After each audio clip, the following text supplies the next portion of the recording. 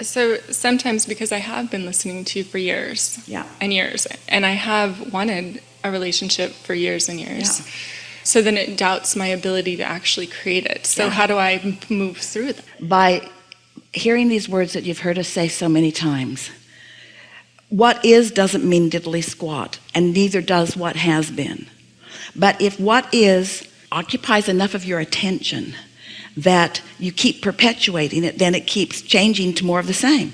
Things are always changing to more of the same. So our friend asked it at the first question today, how do you change a belief when reality is proving your belief wrong or your belief right? How do you change a belief when what you believe keeps showing itself to you? Well, you've got to accept something beyond the physical reality. That's why we are so smug about what we bring to the party. And almost everyone stands there. What is so easy to believe because there are so many facts swirling all around it. What is so easy to believe. And we say, yeah, but there's something else that you could believe in, a vortex. And you say what? A vortex? What's that? Well, that's a vibrational version. Well, I've never thought about that before. Well, it's time that you start thinking about it. Well, okay, I'll think about the vortex version. Where is it? And we say over there. And you say, I can't see it. We say, therein lies your problem. I can't see it, and I can't hear it, and I can't smell it, and I can't taste it, and I can't touch it. This I can. So it's a lot easier to believe in what is than in what isn't. And we say, that's the thing that we want you to understand. Don't say that the vibrational version is that which isn't. Because it is. But emotions are going to take you to it. You've got to feel your way to it. You have to feel it and trust it. You have to know it. You have to be satisfied with the feeling of it and not need the full-blown manifestation, which you're getting really, really good at as you're getting ready to be ready to be ready to be ready. So it's like saying, all right, well, I'm willing to wait for a lot of things, just not that. I've waited too long. I'm tired of waiting for that. I don't want to wait for that anymore. And we say, then you can't get there. Not only do you have to wait, you got to be satisfied while you wait. Oh, Abraham, now you've gone way too far. The other day, Esther was with someone. They were doing something. And the people they were doing it with were so not good at what they were doing. And the woman kept saying to them, thank you for your patience. And finally Esther said, you must be talking about somebody else. We are not patient. Finally, Esther said, give me a break. You guys need to get your act together. Do you know how much time has been? Well, clearly they weren't ready to be ready to be ready to be ready, and Esther wanted to give them all the responsibility for it. But she was not feeling patience. And when you're not feeling patience, it couldn't get better. The reality was that they were inept, and their computer systems were too. And it was taking hours, something that should have been seconds. Esther could hardly believe that it was happening that way, but the reality of it had her all balled up, and nothing could shift because the reality of it was just too out of sync with what Esther knew could be. And then when they thanked her for her patience, she said, there's no patience going on here. None at all, none at all, none at all, not any. But when you get to the place where you can not feel impatient, where you can even feel satisfaction, just enjoying it for other reasons, that's the key, isn't it? I have my marching orders. I have one more quick question. My friend that I'm staying with, we've had this conversation often over a long period of time. This exact conversation. This is my 27th time in the hot seat. Yeah. I know, they all hate me now, I know. No, they're impressed with your ability to get here. Right? What's changing? You said, I have my marching orders, meaning I have a new way of looking at it. What is changing this time? What's different this time? What feels different about this time? That I have proven it to myself, like just with the production company and several other little things that have happened in the last 6 months. That's true. I really have. We agree with that, but we think there's something else that is a big time advantage, that if you will focus upon this, it will free you right into what you want. So we're just going to take our time, maybe offer it with a little bit of dramatics, and make the point in the most powerful of ways. Sometimes you just get so very, very tired of being dissatisfied. It's like, enough already. It's almost an upheaval of giving up. It's like, screw it. It's like, never mind. It's like, I've had this desire for so long, and now I'm willing to just let it go. Universe, you've got it. You know what I want. I've told you a million times. It's in the vortex.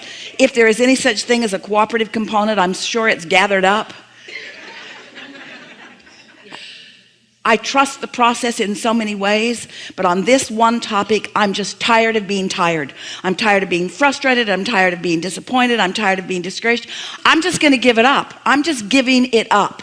I'm giving it up with an absolute trust in the laws of the universe and a trust in my own goodness and in my own ability to receive. And I'm just going to take my active mind out of the equation on this subject. I'm just going to give this up.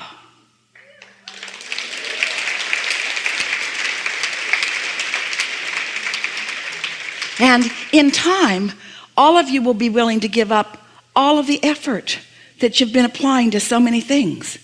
Your effort works against you. Your determination is only good in step 1. Don't carry it into step 3. When you carry determination into step 3, you block the stuff from coming. That's what was going on earlier. You just got to get into that step 3 phase more of the time and just trust. And meanwhile, be so appreciative of all the other active desires and intentions that are easy for you to allow. You heard that time. That's different than the other 27 times. Enough? Can I ask the question about transitioning? So my friend's son has threatened to make his transition and he's 14. And a lot of my friends call me the Asperger's whisperer because I have a lot of very techie, brilliant friends who are super introverts that don't really connect with anyone, that connect very deeply with me, and I help facilitate connection in them. So I've come up here to be with him and it's going quite well, but any advice that you have, because of course she's quite frightened of what he might do. And I don't want to say the wrong thing, but I've mostly just been letting it flow and it's been good. And he responds well to me. Another thing that's interesting is that this question could not come in a more timely manner than after the conversation we just had about giving up.